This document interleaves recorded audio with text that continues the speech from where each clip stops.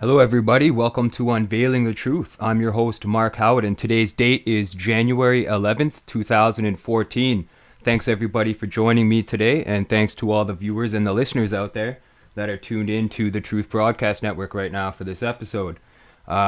Really great being here with you guys today. We have a special guest today, Mike Paczesny, who does the show The Rundown Live, and he also runs a couple websites. He's involved with We Are Change in his local area, Milwaukee, Wisconsin, I believe. And he's also a really great DIY activist who's always doing his own work, putting out as much news articles and information as possible to the public to spread awareness about global issues, be on top of the news. And he also taught me a lot about video editing, video production, just all those sorts of things that we need to know here as broadcasters, because when I came on board, I didn't really know too much about it, and he definitely helped me through that phase. So I definitely wanted to get him on the show here to help other people out on maybe getting some information on how they can get more involved, as well as sharpening up their skills so that they can become, online activists themselves, or getting involved with the fight as much as they can.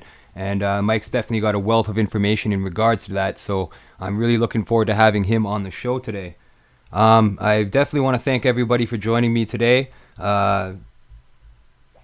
Today is the second broadcast of the new year, and I wanted to let you guys know a bit about the shows that I have scheduled in the near future coming up before I bring Mike on the show today. So today we have obviously Mike Pachezny from the Rundown Live. Next week I'll be doing a piece on criminals in government, exposing a lot of the links and connections between criminals that are in government or that have ties with the government, a bit about the history behind that, and some evidence and names, and obviously some information that should help you guys, maybe if you guys want to do your own independent investigations on these things. It'll definitely give you guys something to look into there. And then the following week, we have Tommy Blackhat, who's co-host of The Enemy Within Radio, which is a show based out of the UK. He's definitely been involved with this stuff for many years, and he's got quite an interesting story to tell. I had the pleasure of speaking with him a couple weeks ago about things, and he definitely had a wealth of information, so I thought it'd be great to have him on the show. The following week, February 1st, I'll be doing an episode on the truth about fluoride. Definitely going to be showing you guys lots of evidence, lots of information that you might not have been aware of, as well as portions of an interview I did with one of Canada's leading fluoride fighters, I guess you could say. So that'll be quite the interesting show. The following week, February 8th, Judith Ferry Baker, author of the book Me and Lee, will be joining me on the show. I have a wealth of questions to ask her. Lots of information should be exposed on that show, so I'm really looking forward to discussing things with her. And then February 15th, the following week, this is a newer episode. I've been researching this for the last week and a half extensively, trying to find out as much information as I can about this subject. And that is Hitler's escape to Argentina. Many people believe that he killed himself in the bunker, but from the information and the evidence that I've been able to pile up, it's definitely not the case. In my opinion, he died many years later, and he was allowed to survive. So I definitely look forward to going into that subject and discussing Hitler's escape to Argentina. So that'll be a very interesting show for anybody out there who doesn't know much about the information or hasn't heard anything about that cover-up. So I'm trying to do as much research as I can on the subject, as well as sharpening my information on World War II, what happened there. I've been studying a lot about the battles and stuff, as well as reading the book Me and Lee. I'm almost finished that, so I've been keeping busy trying to study as much information as I can and try to get some new materials for you guys that is not regularly or commonly discussed by the media or by even the general public, for that matter. So without further ado, I'm going to invite Mike to come on board here. I know he's standing by waiting, so I'm going to give him a call there.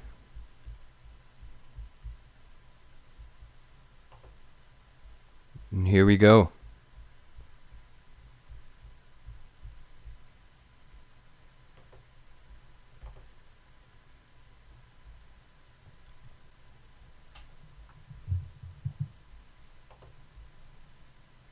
Hi, Mike. Hey, Mark, what's up, man? Hey, how's it going? Good. Glad to be here. What's up? Right on. Glad you could join me for the show today. I'm just adjusting the volume levels and all that fun stuff there. I'm Yeah, just you gonna know get you how on we do video. it on Truth Broadcast. We gotta do everything on the fly, even tech support. Yeah, yeah.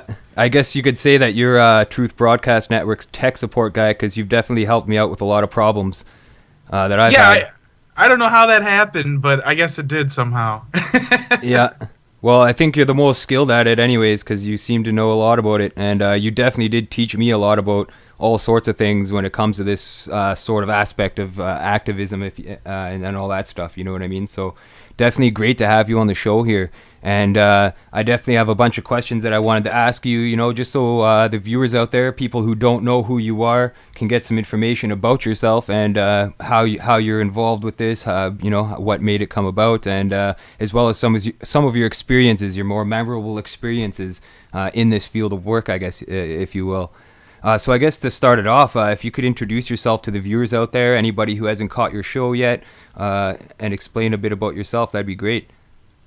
Well, I'm Mike Paczesny. Currently, I guess my main project right now is the Rundown Live, which is a radio show a lot of you guys already listen to, thank God. But, if you haven't checked this out, we're Monday through Friday, and we just hang out and we talk about real issues, things that may or may not be in the mainstream, but, a lot of fringe topics as well. And, there needs to be a place for that. And I think, mainstream media has gotten further and further away from that. Even mainstream radio. So I mean, we had to bring it back on the internet. So that's what I'm doing now. Yeah, that's good. That's cool. So yeah, you do this every day, Monday to Friday, except Saturday and Sundays. But still, that's 5 days a week broadcasting. That's a big difference from what I do. I do a weekly show every Saturday night just for a couple hours. But you're doing this every day, Monday to Friday. That must be pretty hectic for you just to schedule guests and keep on top of everything. Right, right. A lot of people think, for the people that don't really follow the Rundown Live, they think we have like this huge production staff and people working for us. It's just me and Christon. You know what I mean? We do literally everything. We schedule all the guests. I build the website. You know what I mean? What you see is what you get, and it's just us two guys pretty much. So there is no crew behind the Rundown Live like other certain alternative media outlets. Yeah, for sure. And that's the great thing about this too is it is DIY. I think every broadcaster is doing their own stuff, doing their own production and their own investigation. We're pretty much independent from each other, but we do work together for the network, which is great. So what got you involved in wanting to do this, and how many years have you been doing the broadcasts? Well, the broadcast, it's been a year for the Rundown Live. Well, almost a year. We started in probably late April, May. So we're approaching a year with the Rundown. It feels like a year anyway. But I was involved with We Are Change, which I heard you mention in the intro. Prior to that, and I was doing like protests. I attended Bilderberg, NATO conference in Chicago. We went and protested the G8, well, covered, so I mean, I've been involved in some things prior to the show, and what really got me motivated, I think I was just always like a conspiracy guy, even as a child. Like I was that kid in grade school, literally like third grade, that found the presents in the basement, and I was like, you know what, Santa's not real, kids. Like everybody get with the program, you know what I mean? Yeah. Yeah, it's one of those myths. I ruined it for everybody. Sorry, guys. Yeah, that's cool though that you've always been independent and doing this kind of stuff. You mentioned that you were an activist with We Are Change before that. Is that through the Milwaukee chapter? Right, right. Well, pretty much when We Are Change first started, it was just a group of individuals with a common cause, and there wasn't a We Are Change chapter in the Milwaukee area. So pretty much I just took it upon myself to organize it, get people involved, rally them up online specifically. So there was a place, at least people, if we couldn't be active in the streets all the time, there'd be a way to find information. And this was right around the time Occupy was picking up as well, probably in 2011. Yeah. So these groups were just starting to really pick up steam. So activists were looking for ways to connect at that time. So We Are Change and Occupy became big parts of that for me. Yeah, that's cool. That's for sure. So We Are Change. Anybody who's not aware of that, that's just like a local activist group that has chapters around. I think it's all over the world by now. We Are Change is definitely one of the more common names that you hear about when it comes to activist groups and movements, just like the Occupy, like you stated. In 2011, it must have been one of the first, well, not one of the first chapters to open, but it was definitely in the first wave, I guess you could say. It had to have been. I think I missed the first wave because We Are Change had a really strong push in like maybe 2008, 2007.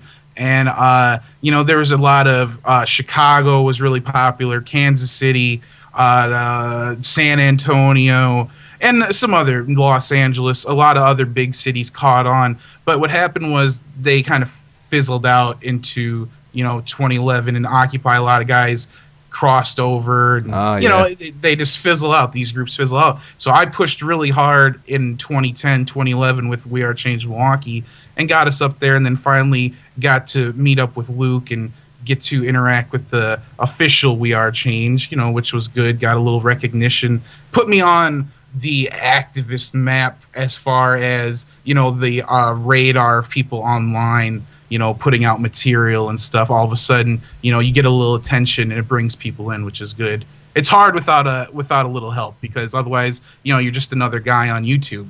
Yeah, absolutely. I understand fully about that. It's hard to do things yourself, especially when you're doing this kind of stuff, and who'd want to do it themselves, really. Like, it's pretty impossible if you don't have anybody helping you out, and one voice is not as strong as many voices, which is why groups like We Are Change are really effective. And as well as that's why I started the World Public Union. I'll admit, though, I wasn't aware that We Are Change was as old as you said it was. I thought it really sparked up near the Occupy. I thought it was a bit older than that, but I guess Occupy just helped push it forward, I think, and get more members involved and stuff. Right. Well, truthfully, if we want to talk about We Are Change for a brief moment, I believe during the Occupy movement there was a split. Just prior to the Occupy movement, there was some friction within We Are Change, and it became one of those things where a lot of people went separate ways, and that's why you don't really see active We Are Change organizations. There's only a few. We Are Change Connecticut with Jeff Durkin and Steve Botelli, and who else? Really, who else is there? You have the frontline guys who are still left in New York City, Gabe Brown and a few others who still go to Ground Zero and hold signs every day for 9/11 Truth. But that's about it. Even myself, I'm guilty of taking on the project of the Rundown Live and not really pushing We Are Change Milwaukee. But I think there's reasons behind that. We don't really have to go into that now. Yeah, it is. Plus, it's hard. You know what I mean? If you're doing broadcasts and you're doing all this stuff that you're doing, it must be hard just to find time to do other projects and take on new things. But I understand that you feel it's important to do so, but it must be just really hard. So I was just wondering as well if you could explain a little bit to people out there how the Milwaukee activist scene is. Because I've been to Milwaukee myself, and I had a wonderful experience there playing music there, but I was never involved with activism in Milwaukee. So if you could tell the viewers what it's like there, and what are some of the more, I guess, stronger groups, or what topics and subjects people like to cover there and are concerned about. Well, I know the activist community is growing. Milwaukee's always been a strong activist scene. There's a lot of movement here. It's hard to say really, because there's different kinds of activism, because we have a lot of really hardcore liberal types who are really hardcore immigration activists and things like this, who don't necessarily fit into the activism that we do. You're not necessarily going to see me, pushing hard immigration rally. Although I'm not saying I disagree with this. I'm just saying you're not going to see me at that type of rally for the most part. So there's a lot of activism in Milwaukee. GMOs, March on Monsanto, all these type of events. They all come through here, and you see good showings unless the weather is crappy, because Wisconsin, I'm sure, like Canada, during the winter months can be hectic. Even the last march against Monsanto, I forgot, just what was it, October, it rained on us, which we still attended it, But the group was maybe 10% of what it would have been. Mm-hmm. Yeah, and the first one that originally happened was much larger all around the world, I think. There was more people involved, and I think after that first wave of protest, people maybe said, okay, that's good for me, But yeah, it's good to hear. I think there are a lot of people that, they get their one protest done for the year, and they're like, I've done my activism. And, Yeah. They kind of go back into the closet, the activist closet, they say, and then they close the door and lock it, and then they're safe in there for a while until, something else happens. But you know what? That's what me and Mark are here trying to do. We're trying to, you don't have to go back into the activist closet after you attend the March Against Monsanto. You can come on out, every night online. If you don't want to start your own show like we've done, at least hang out with us and find out what's actually going on. Hear some legitimate news with legitimate broadcasters. None of us are being paid here to say anything. These are real thoughts. So that's the best thing about what we're doing, I think. Absolutely. We're not, we're not members of the John Birch Society, or we're not involved in anything like that. You know what I mean? We're straight up legitimate, real people here working together to get the word out. First chance I get, Mark, I'm joining up the CFR, John Birch, all of it, man. I'm gonna be the traitor of the liberty movement. Yeah, it's hilarious. So they think until I get on the inside. Yeah. One thing I find really awesome about your work too, Mike, is that you write articles and you do things like that, like original pieces and stuff, which you host on your websites from time to time. I try anyway. I'm not the best. Writing isn't my strong point, but it's nice and short and sweet and gets to the point. Mm-hmm. Yeah, that's awesome. I was wondering too if you could tell the viewers, because you have another website where people can get news stories and links and stuff, bigpzone.com. If you could explain to people what that website is. Was that around before the Rundown Live? Right. Big P Zone was my first personal blog. Basically, I was working purely on Facebook and with wearechange.org. And basically, I just, I had to expand, you know what I mean? I wasn't doing enough just working in one organization under a label, and I figured, to do the most I can do, I have to start something new. So I started the Rundown Live. But Big P Zone was basically the hub before Rundown Live. That's where all my articles would go. And initially the Rundown went there for, the first 40 episodes or so until we finally got that website up. But Big P Zone basically now is just a mirror of all the information that I post. So you can find anything that's going to be on the Rundown will be on bigpzone.com. Anything that's on my YouTube will be there because it's my personal blog. But you're not going to see anything on Big P Zone that isn't on the Rundown Live. Yeah, that's what I was wondering, because I figured that Big P Zone was something that was an earlier, prototype or website that you had for this kind of information. So what got you essentially to want to start broadcasting and doing video and getting on the radio and stuff? Well, honestly, I've always wanted to be on the radio ever since I was a kid. I've listened to the radio for a long, long, long time. Ever since I was young. I was like a weird kid. I was telling kids that Santa wasn't real. I was listening to Dr. Laura on AM radio, you know what I'm saying? And I was like thinking aliens were attacking me and stuff. So my whole upbringing was a little slightly different. That's obviously why I'm the way I am now. So basically radio was just something that I wanted to do always. And I felt growing up that, I didn't have to do things the standard way, the standard, you have to do things in this order and you have to get a certificate. No. If you want to do something, you just do it. You know what I mean? So eventually you get to a point where you can do it. And it took a little time to develop the radio thing. I didn't just go right into it. Like I said, I had years of activism before the radio. So broadcasting kind of came naturally. It was something I always had in the back of my mind. But then once I built credibility, friends, a network of activists, I felt that maybe I can let my self out, let me out and see what happens. And here we are today talking on Unveiling the Truth. Awesome. Yeah, that's cool. Like, I think that's how a lot of people get into it. It's just, it's like you said, you just have to do it. You realize that nobody else is going to do it for you. If you want to do something, it is in your reach to do it. You just got to do it. And education and getting a diploma and all that stuff is almost unnecessary in a lot of instances for a lot of fields. And that's another topic I wanted to discuss with you today is your video editing skills and just your independent DIY, balls to the wall kind of workflow I see coming out of you. It really is. You don't stop. It's just go, go, go. And you're really, really talented at all the production side of things. How did you get into that? Were you always into production and arts and stuff like that? Yeah, I was always on the more artistic side. I was never like a good drawer. Like I would never sit down like and do pencil art, but like collages and things like that in art class when I was in high school. I would make really cool stuff using like magazines and stuff. So when you guys look at like the flyers for every show, that's where a lot of that stuff like just comes out of me. You know what I mean? It's just expression, and we talk about that all the time.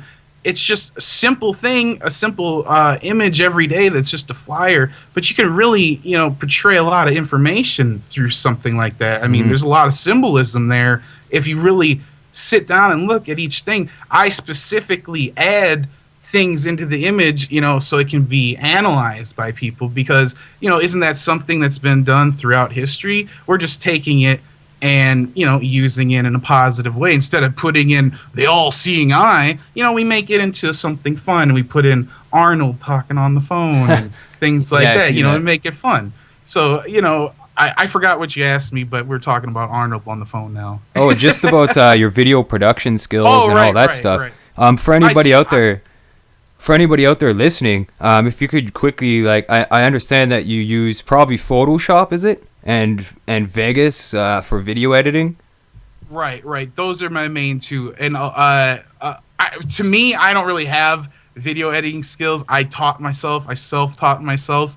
I've been editing things like this for a long time because previous to Activism even, I was in music similar to yourself. So I was making flyers for bands and, shows and things like that. So that's where I started messing around in Paint and Photoshop, and then naturally carried it over to the stuff we're doing now. But as far as what I do, a lot of Photoshop every day. I'm in Photoshop more than the average person, let me tell you. And Vegas is where I'm at.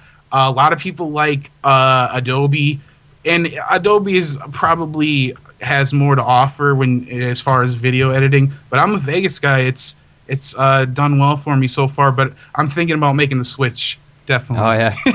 Yeah. For the video editors that understand what I'm sure there's people out there that know exactly what I'm talking about. Oh, yeah, totally. I as well, I was actually using Windows Movie Maker, if you're familiar with that program. I was there. That's where I started. We might as well talk about this, because, as well as activism, obviously you have to have a life as well. So I, with my buddies here in town, they had a show that they were developing called Two Dudes Review. And I actually worked with them, developing some of this stuff. So I learned, video editing through Windows Movie Maker originally. Yeah, it's such a basic program. But for all you listeners out there who might be interested in getting into video editing yourself or image manipulation, picture editing and all that kind of stuff.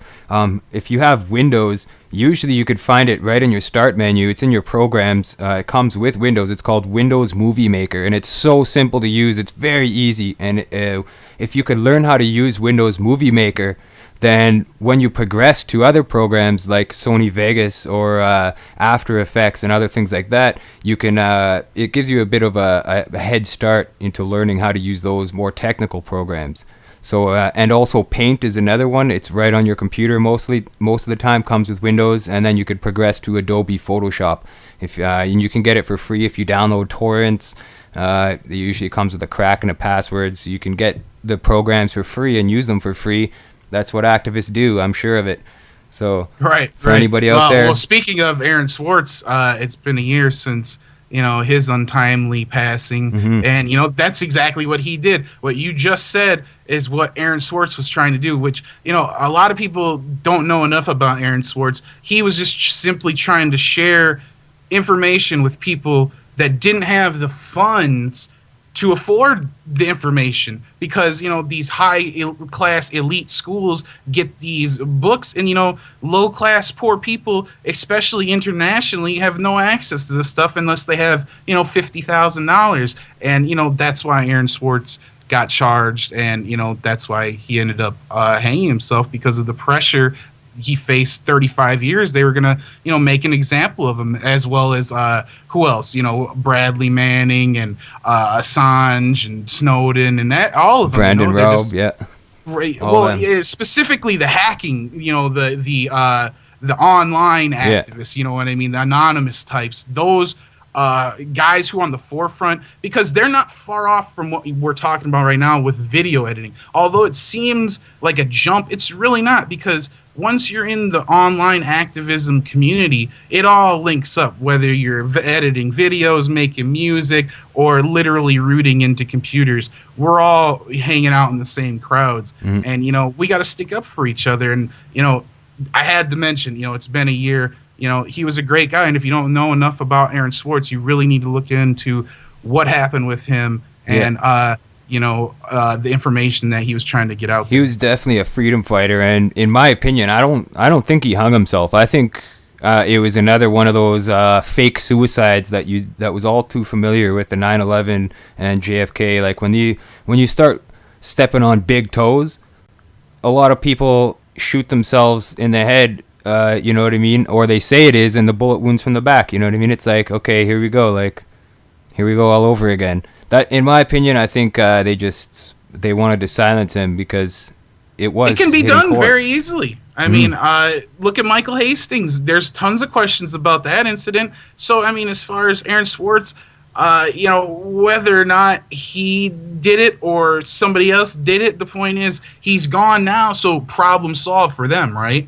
I mean, that's the way I look at it. But he did start something, because we're talking about it right now. We're talking about him. His name is known now, and anybody listening who doesn't know him, check his work out, check what he's done, and, keep promoting that message, because they're treating it like terrorism is what they're doing. People like us who are independently producing videos, doing broadcasts that are exposing the truth and government corruption and lies, were considered almost terrorism, like online hackers or whatever the terms are going to come up with for us. I'm sure you feel the heat from internet suppression and probably YouTube blocking videos. Could you explain a little bit about your experiences with that uphill battle?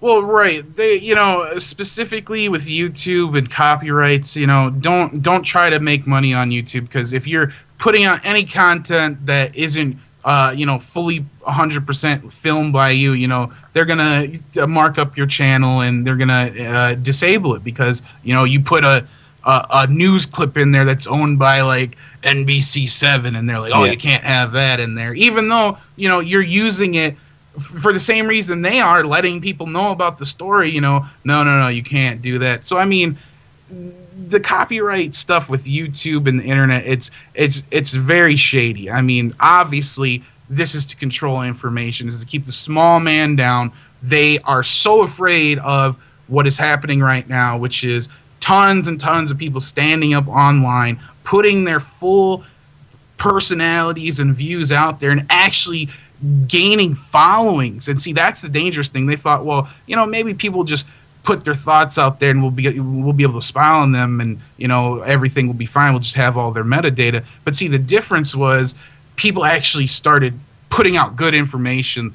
Adam Kokesh and others, you know what I mean? Where there's people that really put out things that make you think, and all of a sudden you're starting political movements, and all of a sudden these things that they fear so much are being used on the same system that they developed basically to spy on you and suppress you. So that's why you see these guys getting snatched up, and all the prominent figures in the online activist community, as well as local activist communities, are literally being put in jail and charged with crimes, and basically face all these charges. I forgot Andrew I forgot his last name, Andrew Weedman or something like that. Is that the guy who got set up with the pornography on his computer? No. This guy was just I forgot his last name, but another hacking type. He changed a few numbers of a URL, and now he's doing 10 years in federal prison. And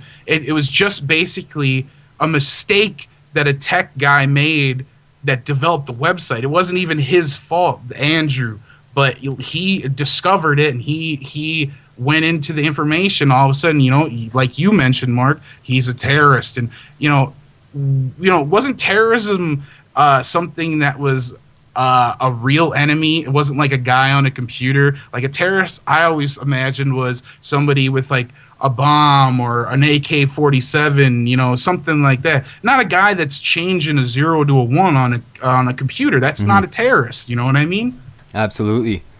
And these are the times that we're facing, but I'm glad to see that there is still people that are keeping up with this, and they have no fear.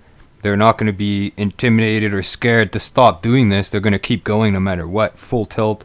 That's what we need. We need more and more people, which is why I thought it'd be awesome to have you on the show so we could discuss how easy it is to become an independent activist and DIY activist, and also, give them some information about how they could sharpen up their skills and give them some insight on what it's like, just being regular guys like ourselves, just coming forward and doing this kind of stuff. So it's really great to hear that. One thing also I wanted to discuss with you about your show and stuff like that is how you got to meet Christon, because Christon is your co-host of the Rundown Live. It's not only you on there, but the show has 2 hosts. So I was just wondering if you could let people know how you met Christon and how you guys developed the show and stuff like that. Well, Christon came on, I think it was about episode 35, and basically I had planned on doing the show, you know what I mean, and I had an original co-host, John Kay from NGO News. Didn't work out. He didn't have the time to do it. So I'd always seen Christon around posting in the Milwaukee groups on We Are Change Milwaukee, his articles, things like that. So I figure, I'll get him on the show as a guest and, talk to him. So basically we talked a few times, and basically I said, I need a co-host, man, and I'm liking the things you're talking about. I think we have a good chemistry, and we might be able to develop something, because at that point the show was really still it still is, you know what I mean, even though we're 180 shows in, it's always developing. So I mean, at that point we just I took him on. I said, let's start Monday, you'll just be with me in the co-host slot, and next thing you know, here we are today after hundreds of awesome guests that we never thought we'd have. Yeah, Christon definitely seems to be informed about a lot of issues. He knows a lot about what's going on, which is great because he brings a different kind of perspective to the table, which is why I find your show interesting.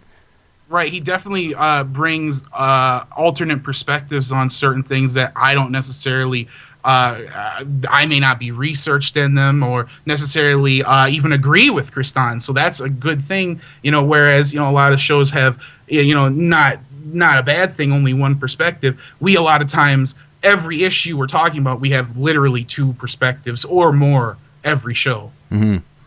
Yeah. And one thing I've noticed, too, about your show and the schedule that comes out for your show, if you look at the history and the archives of all your shows, you've had some pretty incredible guests on your shows. You guys have definitely had a lot of guests from all over the place, different issues, different topics. You don't really pigeonhole yourselves in one area. You guys are really open to different ideas and different guests on the show, which is how I became a guest on your show. Even you reached out to me while I was on the March of Freedom, and that's how I met you and Christon, actually. Could you tell the viewers out there who some of the best guests you've had on your show, and some of the interesting experiences you've had as a broadcaster with these guests? Well, I don't know who the best have been, you know what I mean? We've had some great shows. Some of the shows that felt like they were not good shows ended up being some of the most watched, funniest shows. So I mean, like, as far as names, we've had, everybody, Tom Woods, Sean, and Sean Stone, Tyrell Ventura. So, I mean, I couldn't even name off all the hundreds of people. Rosa Corey, so many people on so many different topics. And we try to look for, people that are putting themselves out there, but also putting out really good information. It can't be anything that's really suspect. It's got to be, something that's, really solid, like this person's doing it for the right reasons and they have some foundation. You know what I mean? We don't really like to, just put random crazies on, if you know what I mean. Yeah, for sure. One thing as a broadcaster I've noticed is it is hard at times to find guests to come on the show.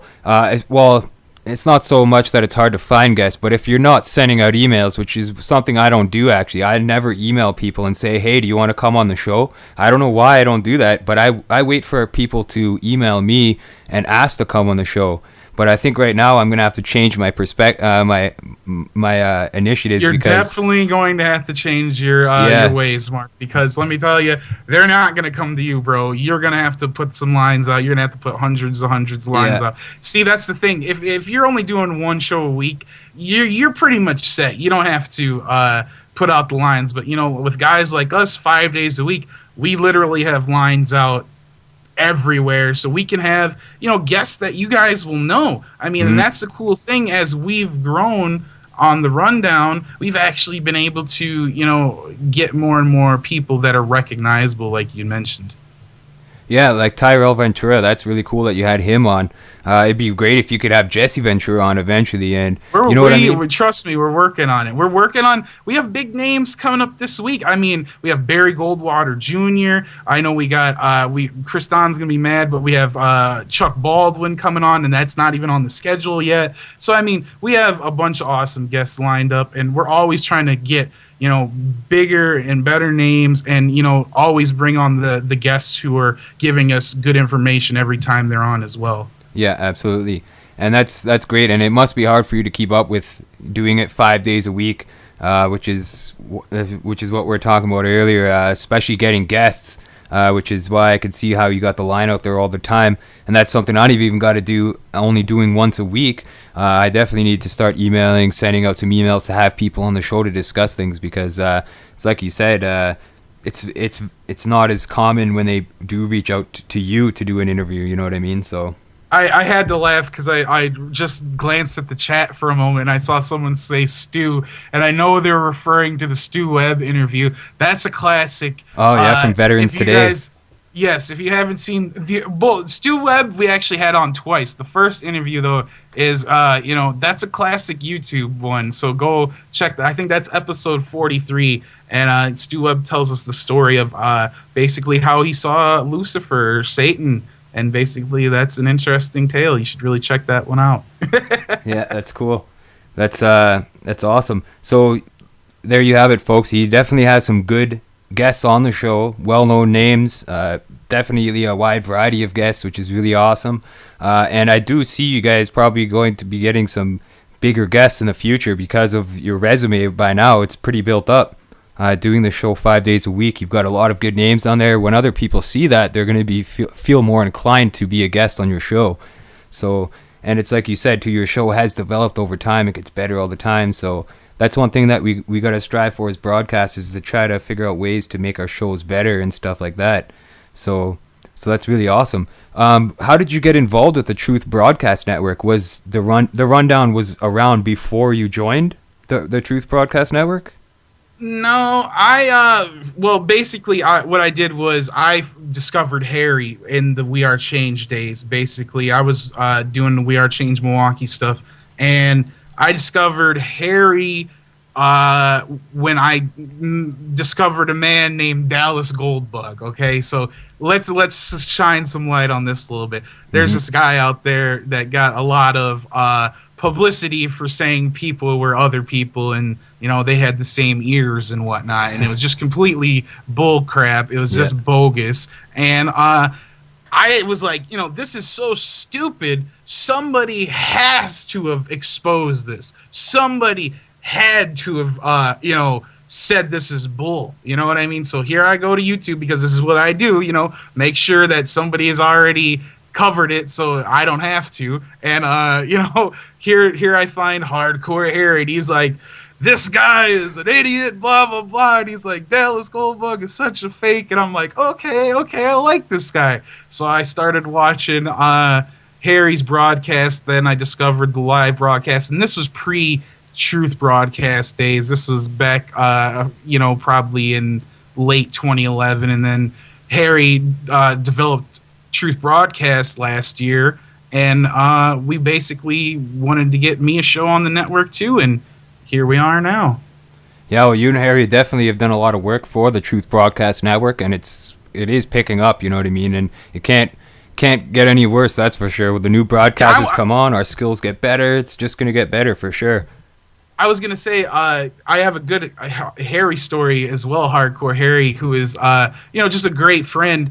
We actually got a chance to meet up at Bilderberg 2012, and I actually drove, a little extra south to meet Hardcore Harry in Ohio, as well as, a few other activists that road tripped with us. So it was cool to actually not only, see Harry's broadcast and stuff, but get to meet some of these guys in real life and, get to know that these people are real and, they stand for real things. And it's more than just like an avatar on a screen with like, everybody's a shill, you know what I mean? No, this guy's a real guy and he's got real issues and real bills and things. I'm not speaking about Harry. I'm just saying people in general, you know what I mean? It's the same thing when you come across all these activists, no matter what protest or event you're attending, whether it's I saw somebody mention Paul Fest in the thing, or the NATO conference where I was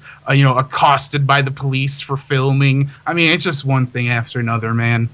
Oh yeah, how was that? Like, you were just filming and they actually arrested you, or? Well, yeah, literally, yeah. I mean, we went to NATO 2012, the G8 summit, and basically we were filming the police state. I was looking for the police state. That's what I felt my job was, to observe and film. And apparently the police took offense to that. I mean, and I've dedicated, entire shows going back and showing the news clips where basically the news reported us literally as terrorists, saying we had AK-47s and all these things that were completely untrue. They said we were wearing what was it called? Military fatigues. And I have video where I'm just wearing regular clothes, like how I always do, shorts and a t-shirt. So, I mean, it shows you the lengths they go to smear you, and it just turns out to be completely false. And then once, the police find out, oh, he's part of a larger organization, not only did they, arrest me and try to, trump up terrorism charges, and I didn't even blink at him, I laughed at him. They also but they pulled over and searched Luke and Tim Pool and the other journalists that I was associated with there as well, because it was just a shakedown. I mean, it shows you the intimidation part of it. They knew we were there. They knew what we were doing. They knew we weren't causing trouble, but they knew that people were watching our information, which was on them. It was on their police tactics. It was on the police brutality. And that's the type of information that they want to suppress. They don't want people to see, the cops hitting upside the head, and they don't want to see, people illegally arrested. And what you were there to cover is what actually happened. Right. And by grabbing us up, it makes us unable to put that information out there. Yeah, that's unreal. You know what I mean? I remember I was at marijuana rally in Toronto, and Dan Dix from Press for Truth was there, and the police rushed the park, and me and him were standing side by side. We weren't moving, you know what I mean? We're like, no, you're not getting us out of this park. And they tried to flood the park, and people were running like scared, you know what I mean? Running when the police came into the park to shake it down. But we stuck around, and he had his camera, and he was up right in the cops' faces, filming them and everything, you know what I mean? And that's what it takes, frontline journalism. It doesn't, I guarantee you the police in Toronto were a lot more friendly than your experience that you had, because we didn't get shaken down or arrested or anything like that. But in Canada, I think it's a little bit more lenient than what's going on in the United States. But at the same time, they still have the same kind of tactics. Like if you look at the G20 in Toronto, that was just insanity what happened there. Definitely on a large scale police state. Right, they still use the same globalist tactics to protect the great leaders. Yeah, absolutely. So with all these guests that you've had on, and all the information and all the events you've uncovered and you've covered and reported on and stuff like that, what's your opinion on the current state of things in the world? Like, what do you think some of the most important fundamental things we need to attack or point our fingers at to try to expose? That's a good question, because a lot of times I say this on our show that we're all over the place, because I think there's a lot of people that are good at micromanaging certain topics, and then there's some people that are good at broad awareness, and I think that's more my strong point. I can lead you to a whole treasure trove of information, but it's not my job to decipher it. You know what I mean? I never felt as if it was my job to decipher information for people, if you understand what I mean. Yeah. It was always my job to provide the source. So, here's a link, or here's a story, or here's an object. You be the judge. You know what I mean? So I'm presenting you an opportunity to use your own critical thought. And I think a lot of people are afraid of that, because all of a sudden you're placing them in a box where they have to think, and they're not used to that. They're used to choices being made for them, and that's the way the current world works. Choices are made for you. You do things this way. The light is red, you stop. You know what I mean? You better not do something like go through a red light, because why? That's wrong according to who? The red light fairy? You know what I mean? So, although you might cause chaos, can't you use discernment to say, there's no traffic here, I can simply proceed forward? You know what I mean? They think that if you don't follow these arbitrary laws, that there's going to be this anarchy and chaos, and people will just run all the red lights and smash into each other. And as we see in countries like Mexico and China, where there are no traffic lights, they do quite fine. Although they are leading the world in accidents, they get through every day. Yeah, I think it's important to note that not all things in government are corrupt. Not all groups and platforms are essentially evil or rooting for a bad cause. You know what I mean? There is a lot of things that were designed over the years that serve really good, noble purposes. You know what I mean? There is a lot of good things that exist within this matrix, but what we do is we try to pick out the cancer, I guess you could say, and expose the rotten areas and say, this is bad, this needs to change. You know what I mean? And it's important to keep on top of that as well, because it's so easy for it to just slip by us, and it's like you said, a lot of people do want to get all the information without looking into things themselves. So we do have to understand the bigger picture, and everybody's different. Everybody learns at a different pace. Everybody perceives information differently, or translates or deciphers, as the word you used, deciphers the information differently. So one thing I've noticed too, as a broadcaster and making documentary films and all that stuff, is you have to kind of be careful with your words, because if you do say something the wrong way, you could be misconstrued, and it could be a whole lot of harm for you later on. You know what I mean? If you say the wrong things and stuff like that, or so.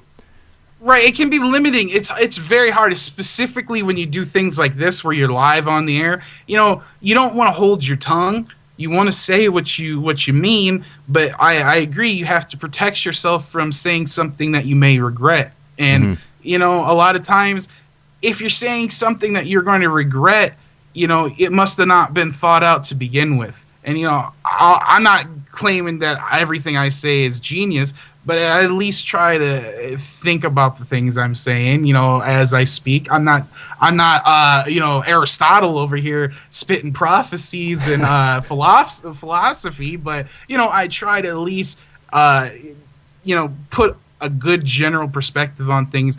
Don't go too far one way or the other. Stay grounded to reality and judge things for what they really are. Yeah, one thing I like to do is point out the information and just question it. You know, just ask the questions. That's all. You don't have to provide the answers as a broadcaster. You really don't. Your job is to expose things, but also ask questions that your viewers either have or yourself have. And then by exposing the questions, hopefully the viewers and the people that are listening or the people that are supporting what you're doing can do some additional investigation of their own and come to their own conclusions. It's like William Cooper said, you know, don't believe anything I say. Do your own research and come to your own conclusions.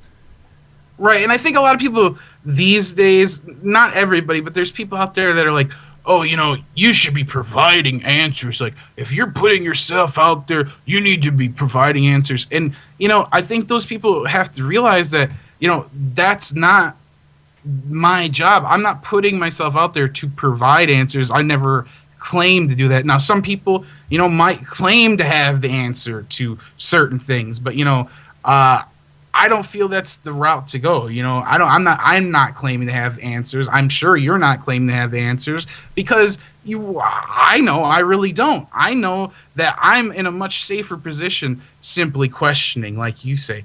Yeah. You simply question things and it spurs debate. It spurs thought, whether rational or irrational, whether you think it's the reptilians or, you know, the Masons or the garbage men. You know what I mean? It could be legitimate or it could be lunacy, but at least you're using your potential. You're using your mind. You're thinking outside the box. And that's what the system that we are in right now, everything about it is designed to keep you thinking in a structured manner, in a structured fashion. And that's what guys like us are doing. We're breaking that. We're breaking that structured mechanism, and we're thinking outside the box. We're doing things differently. We're challenging authority. We're, you know, doing things that they hate. We're changing numbers on URLs. You know, we're creating websites that expose local police and politicians.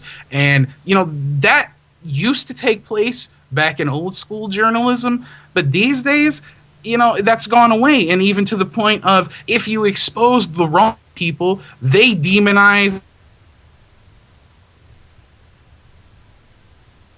people that actually committed fraud and stole trillions of dollars from, you know, the Federal Reserve and who knows what they did on 9/11, you know what I mean? But, you know, it's always, you know, blame the messenger, kill the whistleblower, and look the other way. The federal government and the globalists and the elite, they're just great philanthropists and they're helping humanity. Bill Gates, the eugenicist, he's a stand-up guy because he gives to charity, Mark, you know, so he's great, you know? Yeah. Actually, I think my internet connection just got disconnected. So, again, second time today. So I don't know if we're still streaming live. I don't think so. I'm going to stop it and reconnect. I see you live, and we should be good, Mark. I think we're good. Because I know sometimes still on Skype. Yeah, it seems like it disconnects and then connects again. Like I don't have that problem too much anymore, but I used to at the beginning when I first started broadcasting. Let me tell you a trick for Procaster. This is what we're great at: live tech support on the air. Trick for Procaster: you're always broadcasting as long as the timer's going. If the timer is froze, then you need to restart. But as long as the clock that you see, the red numbers, as long as that's moving, you're good, man. Yeah, I've had a problem before where it did, like what you said, froze up, lost internet connection. If you lose the clock, you're not putting out anything. Yeah. So it seems like we're still live, folks. Good. Right. Coming seems from like our tech support guy himself, so... And then we have the chatters that are our favorite. We always love the people in the chat. And for anybody that's listening, if you're listening like on TuneIn, you know, self-plug for the network here, you know, come hang out in the chat because that's where we get to interact. Me and Mark are hanging out here doing the live show, but yet here we are interacting with the listeners in the chat. They get to ask questions when we have guests on and things like that. I mean, that's a really cool thing. Absolutely. And you do see regulars, you know what I mean? People that do come on all the time. They catch all the live broadcasts, which is really awesome to see that we do have followers for each of our shows and stuff like that. And the chat room, I always lurk in the darkness of the network. Yeah. Well, I try to go on there as much as I can into the chat, but it is hard when you're broadcasting live to, you know, talk to the guest and make sure all your system's running perfectly and it's recording. But once you get the hang of things, it's pretty smooth, you know what I mean? So it's just like anything, you got to teach yourself. Experience gets you better at it, etc., etc. So for anybody out there, sorry for that technical difficulty, even though it was just a couple seconds apparently that it got disconnected. So hopefully that doesn't happen again, because it's never fun when that happens, for sure. Trust me, we've been through that plenty of times as well. So, I mean, that's nothing new here. But, you know, that's another thing. When we're just, you know, regular guys, we're not going to have the best systems and connections and operating networks. So, I mean, we're just regular guys putting out, you know, what we can. And, you know, a lot of our production is, you know, almost equivalent to mainstream media. You know, or I'm not going to say it's better, but, you know, we're pretty much getting to the equivalent of a lot of these mainstream shows, whether it's graphically or even information. Yeah, and those shows, they have a whole massive team of people working behind the scenes to get those shows to be produced and on the air and stuff. So it's crazy that we do this ourselves while we're broadcasting live, and then afterwards edit it and upload it and do all the work like that. But it's it goes to show that it can be done. You know what I mean? You don't need to receive a paycheck to do this. It doesn't cost you anything to become an internet activist, if you will. It costs nothing to do it. You just need to sharpen up your skills, learn how to do it, learn the tricks of the trade, and then you too could be off to a start. And you never know. Maybe you could have a show on the Truth Broadcast Network or another place, or maybe start a website and get your information out there. Because one thing I'm noticing, this is a new year, 2014. And a lot more people are getting involved and becoming involved with activism and learning the truth about things, and they're starting to really wake up on massive levels, I think. And one thing, we had a pretty interesting New Year's broadcast. It was the first time the network New Year's broadcast, we all got together and we're on for a while talking about different things about the new year and all that stuff. And I'll admit I got a little bit drunk that night, had a lot of champagne, and I didn't notice, man. I thought it was good. Yeah, cool, right on. I just remember it was a good show. It was good to have all the broadcasters on there talking about stuff, and it was interesting some of the things that we discussed for the new year for 2014. What we saw on the horizon. Yeah, that was a really fun show, and you know, I'm really sad that one was lost to the internet airwaves. You know what I mean? Basically, that will never be on YouTube or on MP3 form. We just totally lost it. Never showed up on my hard drive. Never made it to the live stream server. You know, those type of things happen. It just I think we were on for over 6 hours, and there was tons and tons of great information. We had callers. It was just a fun night hanging out. You know, for me, it's specifically on the air. I think that was the longest broadcast I've ever done, you know, as a broadcaster. So I mean, going for like 6 hours, that's pretty that's intimidating. A marathon. You know what I mean? When you constantly have to be entertaining and talkative, and you constantly living up to this like superficial standard that people have for you. You constantly have to, you know, hit them with information and be on par, and you know, it gets to be difficult. Although, you know, I understand, you know, that par, that standard doesn't exist. You know, a lot of people that watch, they hold other broadcasters, you know, more famous people, to standards that, you know, people don't really meet because they're just regular guys as well. They just gained more notoriety than others. Yeah, and it's strange how that works, you know what I mean? Because as a musician, I noticed that I was a DIY musician, you know what I mean? And that's how I kind of got into doing my own video production and imaging and all that stuff, just like yourself. And I noticed that the more hard I promoted myself and the bands I was in and all that kind of stuff, the harder it was to actually get out there, you know what I mean? It did do some work, but it's at the times when you just do it because you love it and you're not concerned about promoting and notoriety or anything like that.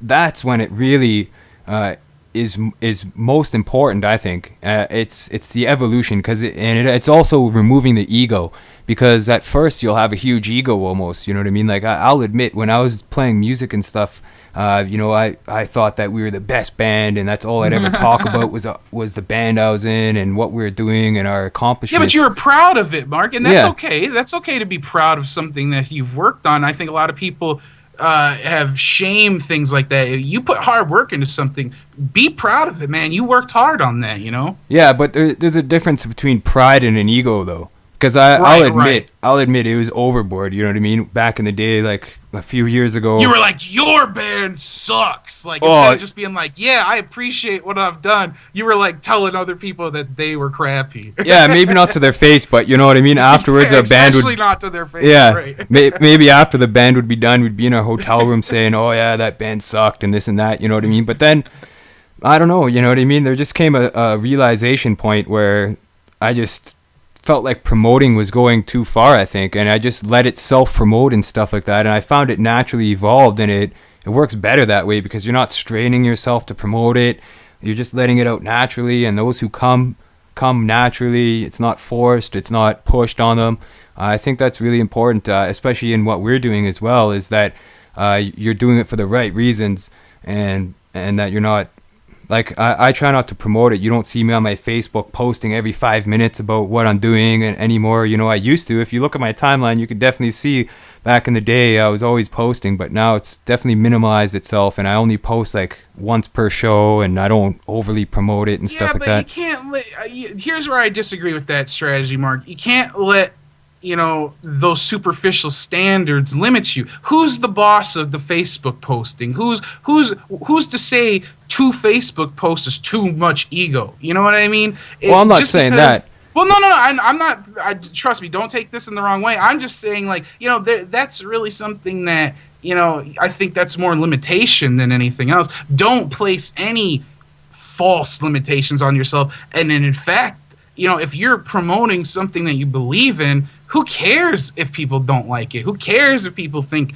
you posted too much? If it's real, you know what I mean? If it's something legitimate, it shouldn't matter. Now, obviously, there can be a spam issue. I agree with that. But, you know, don't put yourself in a box. That's what I have a problem with. You don't want to put these limitations that don't exist on yourself, because society is all about false chains. I mean, we see that everywhere we look. People, political correctness. You can't say that. You can't say this. Can't do that. You can't stand here. Sign says this. Red light. You know what I mean? All these things. It's all false. It's all to keep you in that state where you're in the path that they've decided. So it's kind of like what I talked about earlier, thinking outside the box. You know, don't place limitations on arbitrary things like Facebook. If you're gonna make posts, you're gonna make posts. You know what I mean? It's like, if as long as it's not like selfies, like you're not gonna see me posting like, you know, a picture of myself in the mirror every 5 minutes. But yeah. I might post a flyer to the show and, you know, let people know where to find us. I think promoting something you believe in is perfectly acceptable. Yeah. And ego, on the other hand, is something that is easily identifiable, where you can see ego in a person and you're like, this person isn't legitimate. They're doing this, you know, to be famous, or they're doing this for money, or they're doing this. They don't even have legitimate things to say. And, you know, you can usually identify that. Not everyone, but specifically, I think myself and other people who are more aware to, you know, just trends of individuals, I guess, because body language, things like that. These are all things that you can research. Yeah. Well, one thing I noticed is back in the day when I was promoting music and posting on Facebook lots about it and stuff like that, and other websites as well, I was posting all the time, like quite consistently on all sorts of pages.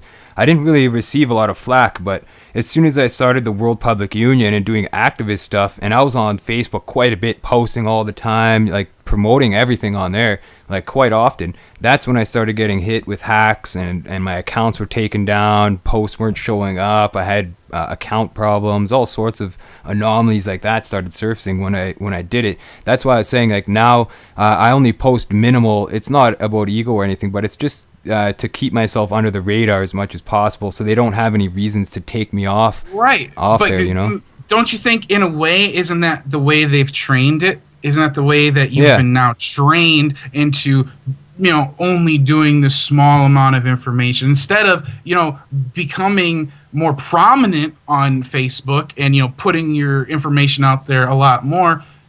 like I said, you become almost limited, whereas you could be putting out tons and tons and tons of information. You're only dropping a few links a day because of some arbitrary, standard that doesn't exist. Yeah, so, I've kind of learned that's something that's an illusion. I mean, it's something that not only this example, but people do this in life is what I'm trying to stress. It's not just a Facebook thing. People do this in their jobs, in their families, with their girlfriends. These false chains. This is the best way I can describe it. They're false limitations where, if you really just look past that, you become determined, and those things that don't exist can't stop you. Yeah, for sure, definitely. I guess you could say I've learned the limitations of Facebook sensory programming, I guess you could say, because I've noticed certain things you do will get you banned, you know what I mean? Or if you post the same link so many times. One thing I've noticed too on my personal page is if I post any links, if I'm updating my status on Facebook, let's just say, with tonight's show, if I included the link in the paragraph that I typed and then press enter, it would show up on my feed, but it would get like 1 or 2 likes. Whereas if I update my status and don't include a link to an external site, then the status gets like 50 likes or 60 likes. Right, and this is purely because of Facebook's algorithms and censorship.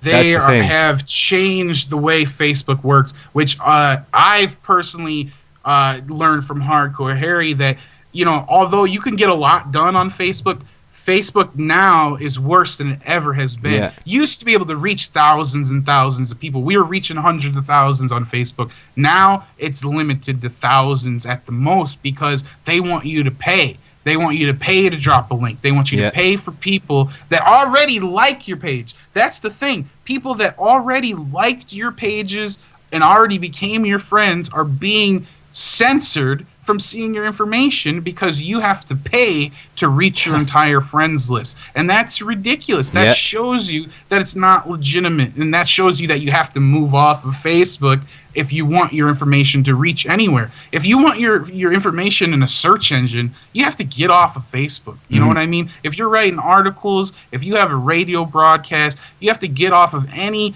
system that will keep you in a box. And that includes Blog Talk Radio, Facebook, all these things, even Planet InfoWars. Why be contained to a social network? Start your own website. You can do it. There's sites like Wix, WordPress, all these things. Even like you're an old school HTML guy. You could start a website and nobody except for the government can take it down. Yeah. You know what I mean? And that's what I've learned. Yeah. I've learned to transition off of Facebook when doing activism stuff, almost like I post minimal on there to make sure people that are in my friends list can see it if they can. But it's like you're saying, the algorithms are now picking up all this stuff on Facebook, YouTube, you name it, and it's suppressing the views and the outreach of certain materials. YouTube as well. YouTube's a major culprit. Views are majorly down, not being counted. How can you release a video and have 1,000 views and another video have 20 views? It doesn't make any sense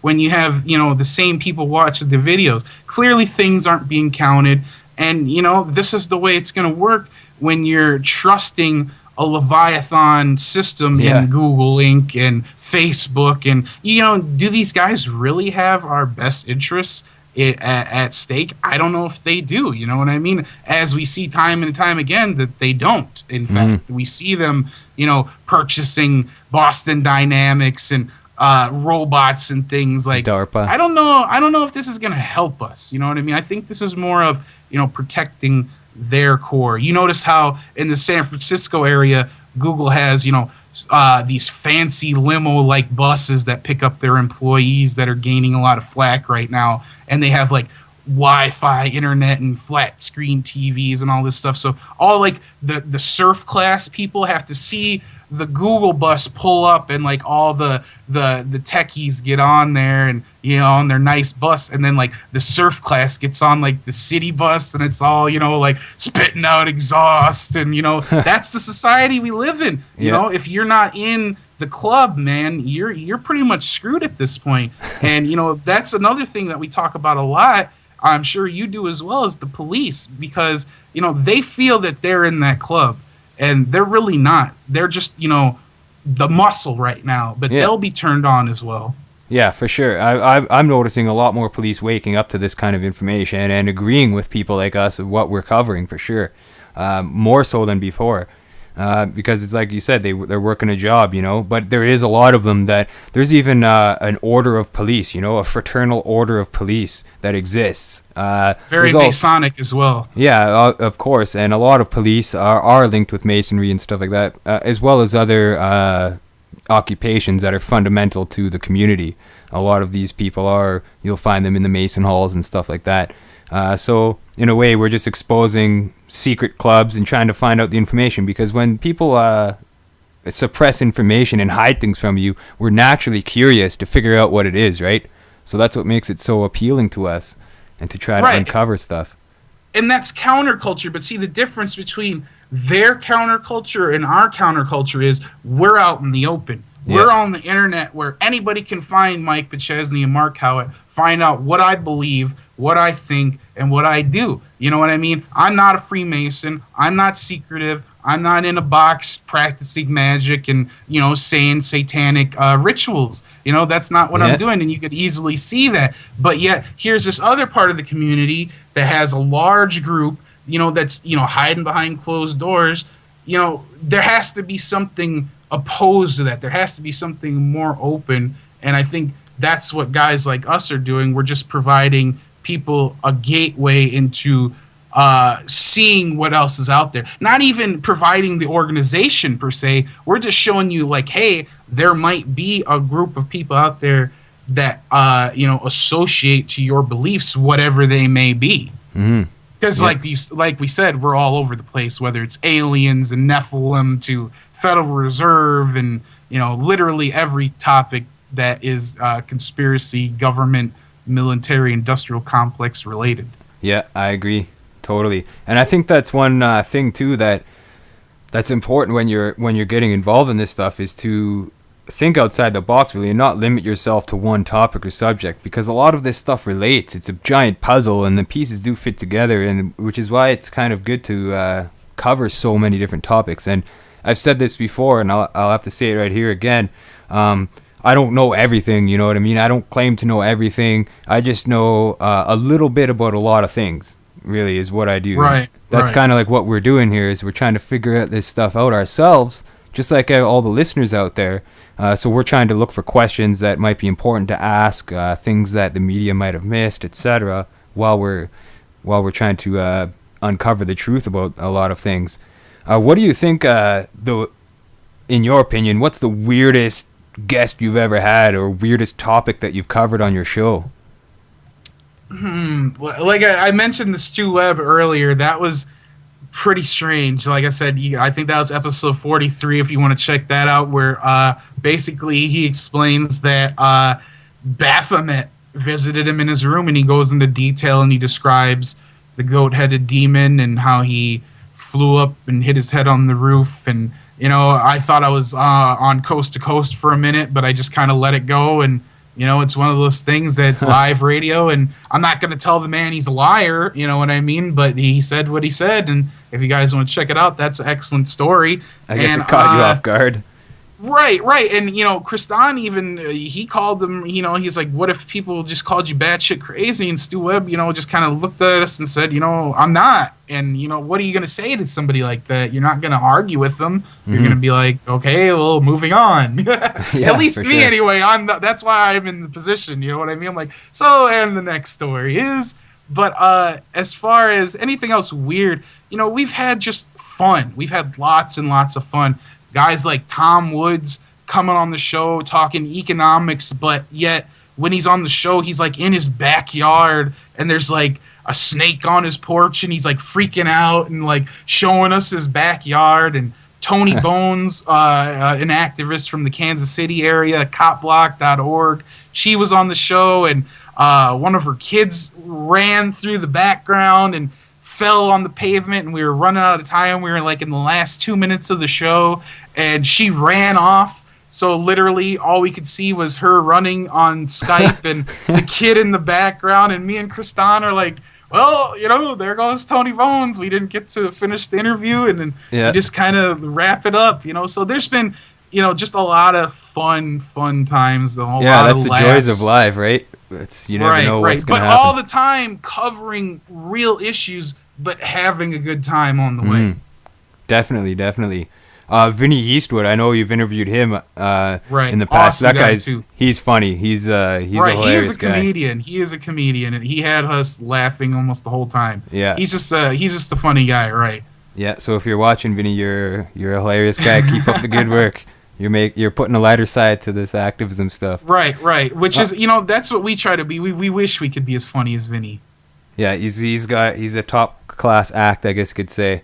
I was trying to remember the name of this guy.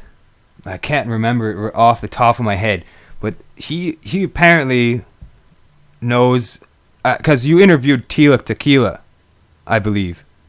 Me? I never interviewed Tila. Oh, no? Okay, then it must have been somebody else that I see. We almost did. We almost talked to Tila, but no. Okay, because I was watching this guy's story. I think it's a story. I believe he's from Canada. He's a younger guy, and he's talking about these stations and stuff like that. Tila Tequila's involved, and it's like another dimension, and there's like different weird creatures and beings and stuff. I was listening to this guy talk, and it's the most absurd stuff I have ever heard in my life. I know Vinny Eastwood interviewed him on his show once, and it was a crazy show. I wish I knew the name. If anybody in the chat room can remember the name of this guy, it might be Mark something. But he was on a couple shows, and he's talking about these space. They're almost like space stations on Earth and stuff, and you can't see them. They exist in another dimension, and he's going on about these creatures or entities that exist, and all the elites are plugged into this stuff, and only the elites are there. He said he was sitting at this, it was like a big arena, and all these celebrities were in the crowd. Even the Queen Elizabeth was there. She's the one who organizes these big meetings, and they kill people. Like, they have clones. That's what it was. He was talking about how they clone people. And they clone them, and they have them as sex slaves and all this other stuff. And they have these rituals. It sounds a tad bit ridiculous. I'm not sure about any of this, but I have heard about the recharge zones where people can go to like recharge energy or whatever. But yeah, I haven't heard anything about any of this, man. I'm gonna send you a link after when I find out his name. But this was an insane story, and I've been trying to get this guy on the show. I'm gonna try to get him on the show, and I'm not doing it to corner him, you know what I mean, and say you're ridiculous. But this story was totally out of this world. I could not believe what I was hearing about cloning people, and then they had fights and battles where everybody was watching, all these celebrities, and he said some rap stars were killed because of it, because they exposed this. But they battling. Always got the rap stars involved, people love them. There it is. David Richardson, just named him right on. Donald Marshall, that's who it is. Donald Marshall, that's the guy's name. Anybody listening, check out this guy's story, Donald Marshall. It is insane stuff. I was like blown out of this world when I heard about Donald Marshall. I'm gonna have to look into him. Talking about cloning clones, and then they bring these clones into the arena, and they fight and they battle, they decapitate each other, and everybody's watching, and it's a form of entertainment that's put on by the Queen, and all the elites and rich are there, and it's pretty intense and in detailed stuff, and he seems to go off. Sounds like a movie script to me. I'm not saying it's not real. I at this point I don't doubt anything, but this just my general opinion on it right now, based on no fact at all. It sounds far-fetched, and that's coming from a conspiracy perspective, so I'll have to do more research. That's why I wanted to get him on the show, because I have some real fundamental questions to ask him about this, because I understand about cloning. What's that? I said, are you a liar? Yeah, but I totally believe in the human cloning thing. A lot of people out there might think it's absurd. Yeah, exactly. So I totally believe in that, but there's just some elements of the story that are just placing them in battle, Mark. That's what are they giving them, little swords and shields, and saying, "Fight, Junior Will Smith against Nicki Minaj, and fight till the battle of death, and whoever cuts off the head will survive as the clone champion. Yeah. Like, I can see people watching that. People watch ridiculous shit on TV, so I can see them watching it in an arena, but it just the whole premise of it is, it's, I'd rather believe that they were doing like black magic in dark closets. You know what I mean? Yeah. Oh, yeah. But yeah, I was just asking if you knew about him, because that's definitely probably the most insane thing I've ever heard in my life. And I figured by now you would have heard about that story or Donald Marshall talking about that stuff. No. But definitely some crazy stuff. Check it out, Mike. I'm telling you, you're gonna laugh and you're gonna think that, but it's crazy. Like this story, he talks about it like it's normal, like it's like he knows everything about it. It's just natural. He just goes forward with so much information about it, which is pretty interesting. You know what I mean? But definitely sounds absurd of a story.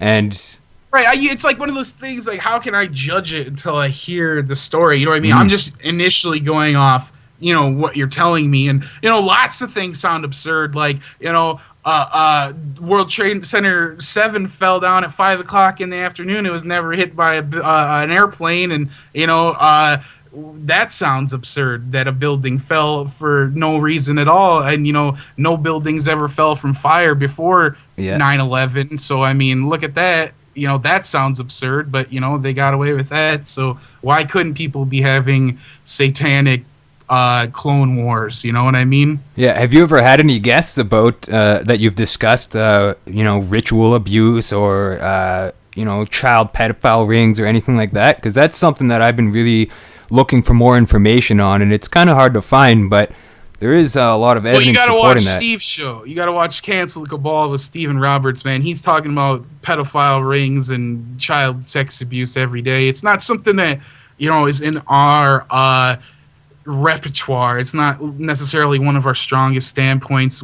Although it's something that happens, we don't really like focus on those kind of stories because a lot of people are really just effed up in the mind. So whether or not they were abused satanically for worship and stuff, I'd rather allow other people to go in depth into those stories. It's not for me. Mm-hmm. Yeah, because I know that these groups exist. Like, definitely from what I've been able to uncover, there is groups that exist, and it is kind of a controversial subject, but I wouldn't even mind doing an episode on that to try to expose that stuff and give people examples and information on where to look, kind of point them in the right direction for anybody who's trying to find out information about that. And that's one thing as a broadcaster I've noticed is you really got to plan out what you want to talk about and the guests you have, especially if you're doing a broadcast without guests. You're doing it all just kind of like what Harry Link does. Like, that's why I love Harry's show, Death to the New World Order, because he doesn't always have guests on. Most of the time it's just him sitting there digging for the truth, digging through these websites and taking calls and calling other people and stuff. And that's before I became a broadcaster, I was watching your show and Harry's show, and I kind of tried to do a thing in between the two of them, do that sometimes, and as well as have guests on and stuff like that, just to be different. But you and Harry both, I have to admit, you guys definitely influenced me and taught me everything I know about this broadcasting stuff. And I definitely got a lot of ideas from you guys, and essentially you guys trained me to become what I am today. Like, not trained, but well, we helped. Showed me the way. Yeah. We try. Not just you, Mark. Anybody that wants to be a broadcaster, if you want to dedicate yourself, because that's what it takes. It takes dedication. We're not gonna set up your webcam and your computer for you. So you have to do all those things. You have to come to us like, hey, I'm ready to go, and then we'll get you set up. We'll put you on the platform. We'll give you the audience, and then it's up to you. And there's a platform here if you want to get involved. And obviously you see Mark and others. We're getting new broadcasters almost on a regular basis now, where we have 3-4 live shows a night plus on the weekends. So I mean, we're really making some progress here. Mm-hmm. What's in the future for the Truth Broadcast Network? I know we discussed a little bit about this on the New Year's broadcast, but for anybody who missed that show, and obviously nobody can see that show now, can you explain to the viewers what's in the future for the Truth Broadcast Network? But I would assure you that it's only going to get better. You know what I mean? If you've enjoyed the shows so far with Harry, myself, Steve, Spike, you, and everybody else, the Average Liberator, Corey Washington, newer broadcaster, you know, it's only going to get better. We're just going to get more and more activists. Even you might start to see more well-known names coming over to our side because people are starting to realize that we have to work together. And a lot of people think, oh, I can do it on my own. I don't need anybody else. I can do it on my own. They want like this spotlight on them type of thing. Well, you know, why not come over where a bunch of activists are working together and just, you know, share and help out?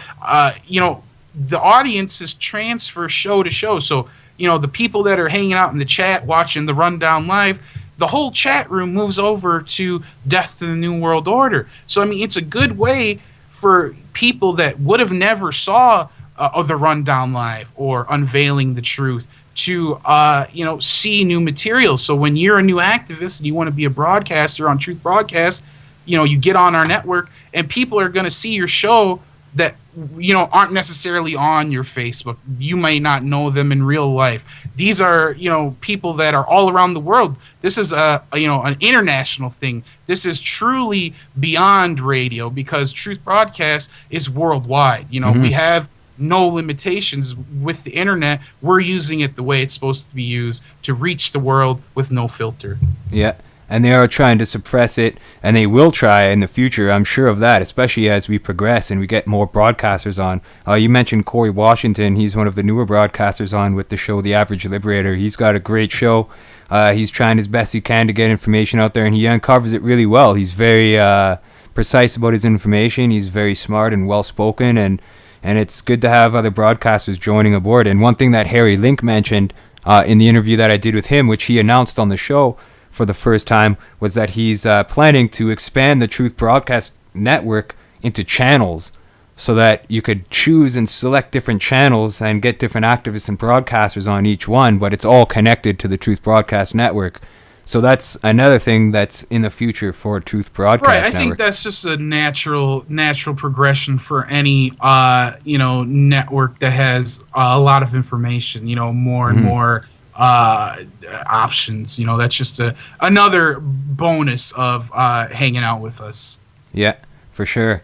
So yeah, anybody out there who's interested in this, you know, you definitely get help from us, and we definitely are trying to get more broadcasters and get this information out there for people to check out, for sure. And it's just a good community, I want to mention, too, that, you know, it's not just like the broadcasters. We hang out with everybody in the chat, you know, on Facebook. It's more than just like a show, you know what I mean? We're not like rock stars where we do the show and then we walk off stage and you don't see us till we come to town again. No, it's like we're here every day. We're in the chat. You can message us on Facebook. That's how you know it's legitimate. For sure. And, you know, it doesn't take a lot if you're just doing once a week and stuff like that. Like myself, it does take a bit to edit it and get the videos uploaded and stuff, but it is just one day a week. So I dedicate what I can. I mean, I've got a family and 2 kids and all that stuff. So it's pretty hard for me to keep on top of it all the time. You know what I mean? I wouldn't be able to do Monday to Friday like you do. That's right. I don't have a lot of work. Family, though. See, I sacrificed women and children for liberty. Well, hey. See, and I was able to make that choice, though, whereas, you know, some people didn't make that choice till later down the road. So that's perfectly understandable. Doesn't mean you can't do what you're doing now, which is awesome. Yeah, for sure. And one thing I wanted to do as well is I wanted to show everybody the Rundown Live website and Big P Zone for anybody out there who's watching. I'm going to get that on the screen here. We have a website? What? So here's the Rundown Live. Here's the website. I'm just going to do a scan through of this. And I'll get this on screen for everybody so they can check it out. But here we have it, the Rundown Live. And they're always posting articles in the news section. So anybody who's looking for news to read, check this out. They're always posting really great articles on the website, as well as podcasts. You could pretty much listen to the Rundown Live all the time. I think if you just click the player on this page, you could definitely check it out. Or they're linked in with the Truth Broadcast Network live streaming up here, as you could see. Same setup as Unveiling the Truth website, where you can check out the other shows on the network and catch them live 9 p.m. Eastern, 6 p.m. Pacific, Monday to Friday. And that's when you're going to catch the rundown live. They also have downloads on here. They have link section, contact, and all that stuff. So, and also one thing on their page is there's a lot of links, as you could see on the panels. There's a lot of links that'll get you to other sites and their Facebook page, and as well as old broadcasts and stuff like that. So definitely an awesome site that you have here.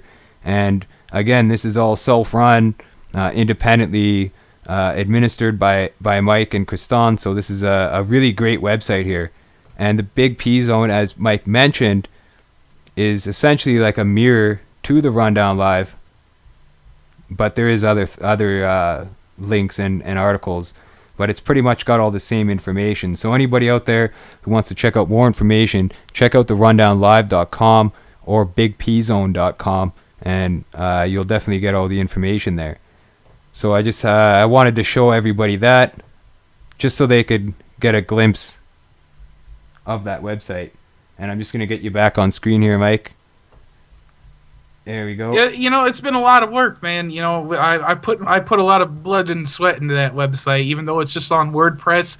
It's a lot of hours after 12 a.m. You know what I mean? 12 to 4 a.m. up all night, testing codes and widgets and images not working and pixels and scripts not working, and that's just part of the process, man. You don't think when you sign up to be an activist that you're gonna also have to learn how to edit videos and write scripts and all these things. But if you want to be successful, you have to be well-rounded, man. Mm-hmm. And you have to dab in everything.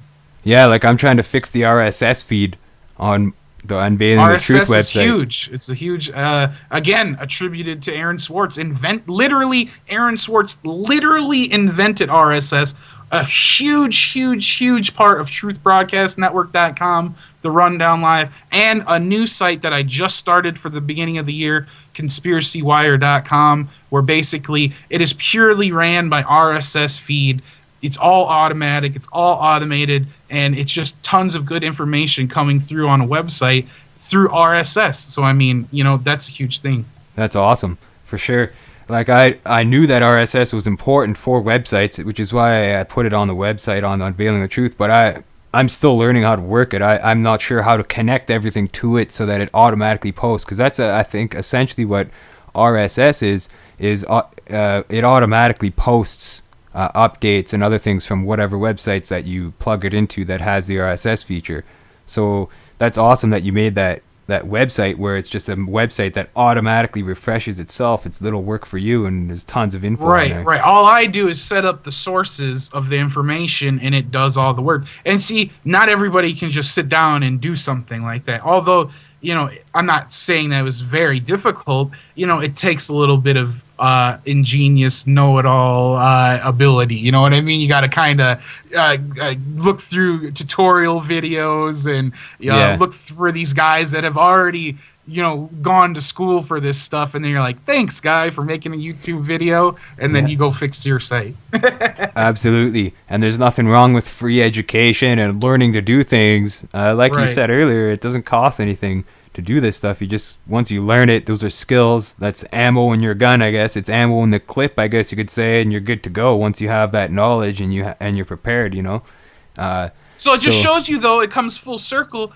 Those guys that are making like the tech videos and stuff, they never, intended on being activists or anything, explaining how to set up cameras and TVs. But yet here I am using their information to benefit activism. Yeah. So you see how putting things in comes full circle. You work to put positivity in, and it returns itself in ways that you never imagined.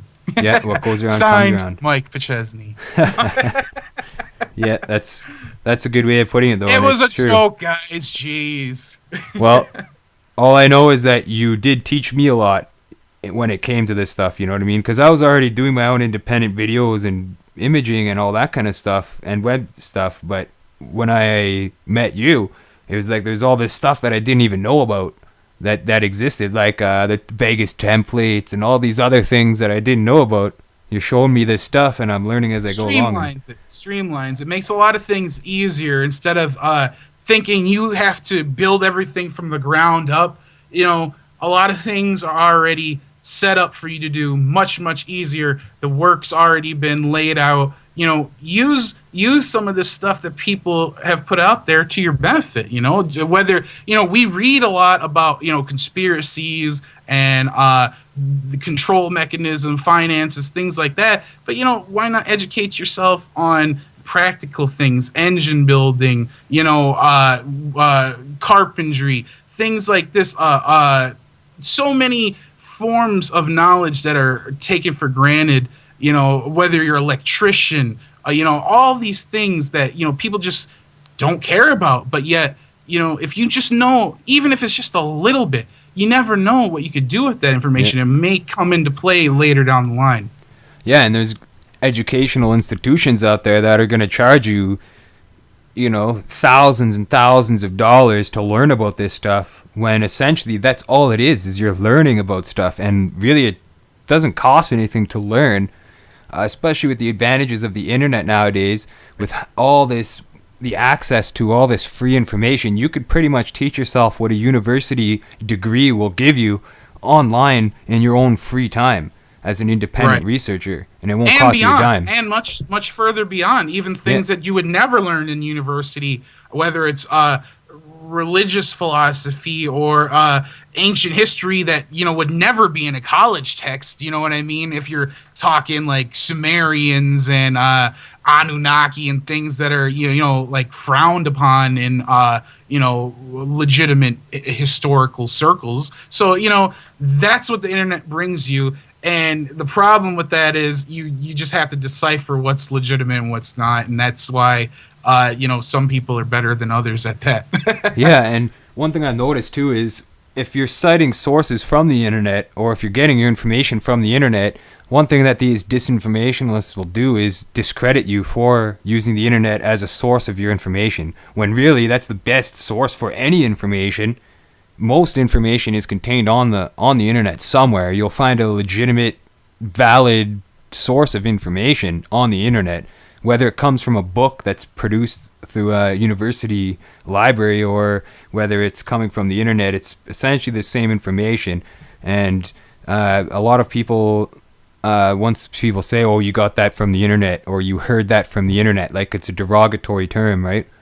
And that's part of that disinformation campaign out there. Well, yeah, it's like, what's the difference between saying, oh, you heard that on the internet, or you read that at the library? Because technically, isn't that really the same thing? Oh, you know, you could read just about anything in a book now that will be mirrored online. You know what I mean? Whether it's dictionaries to, you know, Huck Finn, it's all there. So, I mean, literally, it's all on the internet. Even information that you don't think about you is on the internet, it is. Trust me on that.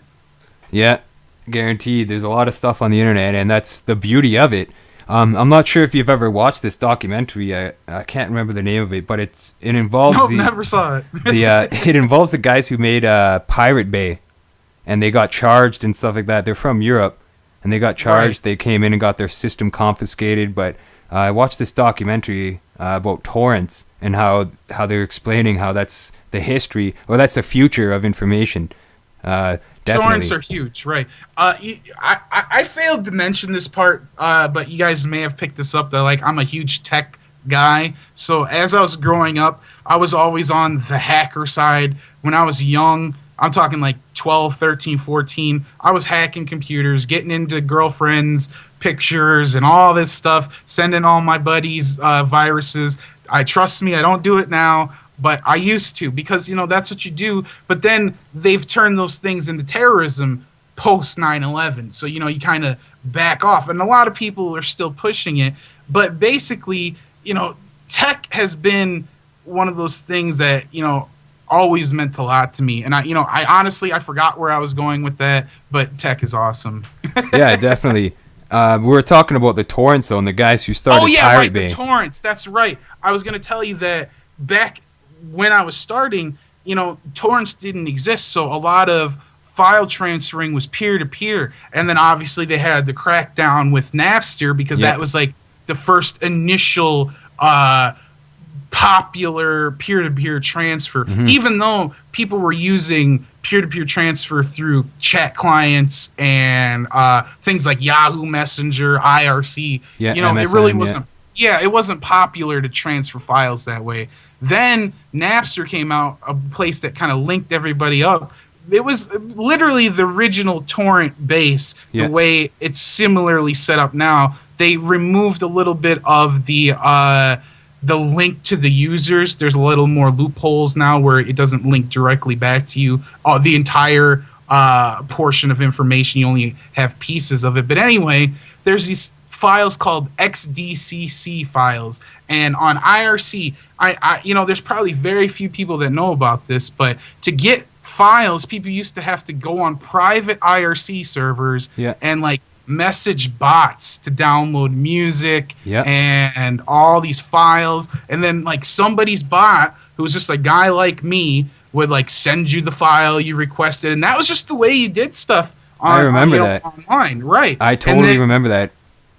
Right, and see, it got to be a point that people were logging on these private IRC servers, and then that makes you an easy target. If you're the host of the IRC server, well, of course the government's just going to come after you, so, that kills everything when you shut down the server. So it leads you towards torrents, which have been around, since then, just wasn't as popular, and now, like, everybody torrents. I mean, that's, if you're not using BitTorrent or BitLord or torrenting to get your files, you should be, because I don't want to self-incriminate myself, but literally I haven't paid for software ever. So you know what I mean? Like, that's you guys got to get with the program, man. Don't make these guys any more rich than they have to be. You can get information for free. It's called the internet. Look it up. Yeah, for sure. Everything I've got too was for free. And I remember you're talking about MIRC or IRC. You'd go into a chat room. Let's just say I was looking for a heavy metal album in MP3s. You just type in metal MP3. You do a search for rooms, and then you'd go into this chat room, and there'd be a whole bunch of people in there. Some of them were bots who automatically had files, and then you'd trigger those users by typing in a certain code, and then boom, it would show up with all the song names, and then you just download that manually to your computer. And that's awesome that you brought that up, because that was a long time ago. Much more advanced, though, right? Much more advanced, and that shows you. I was doing that when I was 12, 13 years old, so that shows you, how they've limited potential. They force you out of that, where you're putting in all this work to transfer files, and now all of a sudden they place you in a box where you have to use iTunes and pay 99 cents for a file. They try to limit you as much as possible. So obviously that's why they're going after the Pirate Bay guys, because they're still providing the open source information to the world, which that will never go away. With guys like us out there, open source information will always be there. It'll never go away. Phone lines, telegraph, USB, there's so many ways, will never be silenced. Absolutely. And that's a great documentary to check out for all you techies out there, or anybody who's wants to learn more information about this. I saw it on topdocumentaryfilms.com, which is a pretty well-known website with lots of documentaries on there. If you type in Pirate Bay, I believe that it'll show up in the search engine, and definitely check out that documentary, because it even talks about Aaron Swartz. It talks about a lot of people in there that hackers, and just the history of information transfer, and how intellectual property rights are becoming a highly, highly profitable industry. These people are making lots of money off trying to sue people for intellectual property rights. Hollywood is claiming that they've lost so much money to pirating. You're seeing more and more FBI warnings. You're seeing intellectual property rights organizations now at the beginning of your movies you're watching. There's all this stuff happening because they are really trying to attack that. They don't want us spreading this information and getting this information out there. That's another They don't want you doing why. anything. They don't want you using your brain. They don't want you thinking outside the box. They don't want you to be creative. They don't want you to be innovative. They don't want you to be a human. They don't want you to be a human being. They want you to be a drone. So what are you going to do? Are you going to stand up for yourself, or are you just going to keep sitting around and doing nothing? There comes a point where you have to stand up and do something. Obviously, I've reached that point. Mark's reached that point. Most of the people here listening have reached that point. Yeah. But if you haven't, you have to seriously take a look at yourself and your surroundings and be like, what the F am I doing? I have to start making changes right now. I have to start making changes to the way I interact with people. I have to start making changes to the way I allow people to interact with me. You know what I mean? There's a lot of people that will judge you and look down upon you.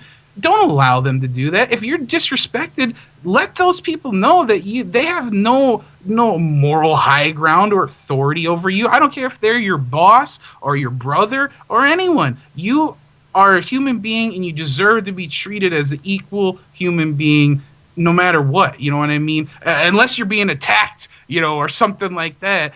Everybody deserves respect. And I think, that's something that's lacking, and that's part of the culture that's declining, and that's why we see a society collapsing, because things like respect and moral fabric have gone away, and we have to let people know that these things are still good. These are still respectable qualities when you treat people well and respect others and do good things, that these behaviors will be rewarded with success, and not just success, but good feeling and productivity. The people that are good guys a lot of time get shitted on, and that's the way it is. You're a good guy, you get the shaft, man. You're nice not guys finish selling last. out. Right, That's the and term. we got to change that. We got to change it. Truth and respect, and just true humanity, light, good things, good people.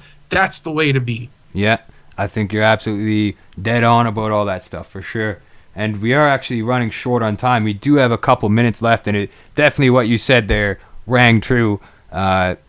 I think those were amazing words, even for parting words, what you just said. But if there's anything else that you'd like to let our viewers know, or any last words, plug some links or anything like that, that'd be great. I love to talk, Mark. That's what I do. That's become my job, I guess. I just love to talk. So obviously, I really appreciate you for having me on the show and giving me the ability to just, rant and ask me some questions. It's been fun, obviously. I like to just, sit back and tell some of the stories about, activism in life, because I think there's a lot people can learn from that part of it as well. Although on the rundown, it's become about the guests and the news. We're trying to bring back a little more of the personability as well, to make, people still feel like, we're right there hanging out with you in the room, because we are your friends. We are, we're there together, and we really want you to feel a part of it. And that's why we do this. We do it for you guys, not only to get the information out, but to put a stop to the corruption and all these sick things that are going on in the world, whether it's war, the police state, poisoning of the food and the air, so much more. I mean, we could go on for, Mark, we could do another 6 hours, you know what I mean? Yeah. So if I had to just leave people with anything, I want to obviously have them check out the website, therundownlive.com. You can go to Big P Zone if you want, but the Rundown Live is the main site that I want you to check out. And if you want to go check out conspiracywire.com, there's going to be lots of good information coming out on there 24/7. So if you want to see the top news, F CNN, guys, go over to Conspiracy Wire, because you know what? We're taking over. We are the media now. And I guess that's about all I got, Mark. We are the media. Definitely some wise words, and those ring true as well. We are the media, and I think a lot more people, especially this year, are turning to people like us for information, to get information on news and updates and what's really going on in the world, because once you know the truth, there's no turning back. Absolutely not. How could you deny the truth? How could you turn back on something that shapes the world and that's really going on? And once you peel back that layer and you see what's underneath, there's no going back. Absolutely not. You can't be tricked anymore. So anybody out there listening, it's time to search for the truth. and to peel back the blindfold. If you're doubting anything we've been talking about, check out the Rundown Live, check out their guests, check out the information and the news they're posting on the website, and you will find the truth in there. You'll find tons of information, or at least it'll point you in the right direction on where to find it. And Conspiracy Wire is an awesome idea. I gotta say, I wasn't actually aware of that website until today's broadcast, so thanks for pointing that out. I'm definitely going to put that on my bookmarks. Brand new, man. Awesome. So that's conspiracywire.com? Right. Perfect. Awesome. Well, I want to thank you again, Mike, for joining me today on the show. And for all you viewers out there listening, and for everybody who subscribed on the YouTube channel, Unveiling the Truth on YouTube, or check out unveilingthetruth.com. Give this broadcast a like, give the page a like, share it with your friends, as well as the Rundown Live and the Truth Broadcast Network. And for anybody who's not aware of the Truth Broadcast, there's a calendar out which lists the times that the shows are going on. Now, Unveiling the Truth is only live Saturday nights at 10 o'clock, but the Rundown is live at 9 p.m. Eastern, Monday to Friday. So you can tune in live, but in the meantime, when there's nothing live, it's playing repeats of older shows. So there's always something playing on the Truth Broadcast Network. So no matter what website you tune into, whether it be the Rundown Live or Unveiling the Truth or Truth Broadcast Network, you're always going to have a constant flow of information and broadcasters on there. So it's viewers like you that keep us going. So thank you guys for tuning in, and thanks to everybody for watching. I'm your host, Mark Howitt, and today's date, January 11th, 2014. Thank you for joining me, and thank you, Mike, as well, for joining me. I think it was a great show. Thanks a lot, everybody, for listening as well. Right on. Peace. Ladies and gentlemen, the last president of the United States of America. The very word secrecy is repugnant in a free and open society. And we are, as a people, inherently and historically opposed to secret societies, to secret oaths, and to secret proceedings. We decided long ago that the dangers of excessive and unwarranted concealment of pertinent facts far outweighed the dangers which are cited to justify it. For we are opposed around the world by a monolithic and ruthless conspiracy that relies primarily on covert means for expanding its sphere of influence, on infiltration instead of invasion, on subversion instead of elections, on intimidation instead of free choice, on guerrillas by night instead of armies by day. Everything we want to sit and write in our midst, but we don't really give a fuck, that's the twist. Once you fall into the trap, it's a bit. Somebody took a bullet for your right to exist. When they slide that by you, they give you a rifle for your G.I. Joe. Hold on to your Bible, it's about survival. That is what it's read my flow. Everything is gonna be my way. See, I do not play with the CIA. In the dirt is where they must lay. You see, them motherfuckers murdered JFK. But that was also an outside job, just like 9/11 done by the Mossad. Anybody who had a voice, Martin, Robert, Malcolm, name your choice. I'm on some wild shit this year. You bet your gums I'm in here. It ain't no fun to this year. I ain't the one to miss here. I'm on some wild shit this year. You bet your gums I'm in here. It ain't no fun to this year. I ain't the one to miss it. They've infiltrated your Patriot radio stations. The collectors are busy gathering information. This is no way to conduct a Patriot meeting. Council for National Policy is where they're eating. Yummy. AJ gets no respect. Pretty soon he will host the show with Glenn Beck. How much rat poison is in the tuna fish? When will they turn him into a lunatic?